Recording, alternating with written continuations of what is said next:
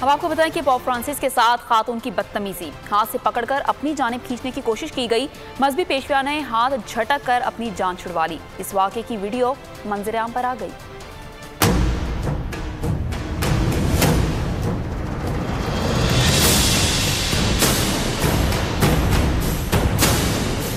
मसीही बिरादरी के मजहबी पेशवा के साथ बदतमीजी, खातून ने जबरदस्ती अपनी जानिब खींचने की कोशिश की। वाक़े की वीडियो सामने आ गई।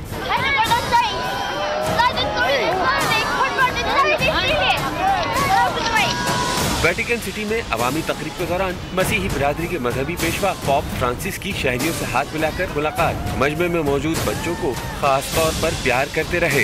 एक नन्ही बच्ची को उठाकर गाल पर प्यार भी दिया। मुलाकात के दौरान नाखुशगवार वाकया तब पेश आया जब पॉप फ्रांसिस को एक खातून ने हाथ पकड़कर अपनी जानिब खींचा। पॉप फ्रांसिस घबराते हुए खातून का हाथ झटक कर वापस चले गए। वाक़े पर उन्होंने इंतहाई नाराजगी का इजहार किया। मामले की वीडियो मंजर-ए-आम पर आ गई। मजहबी हलकों में वाक़े पर गम-ओ-ग़ुस्से का इजहार किया जा रहा है।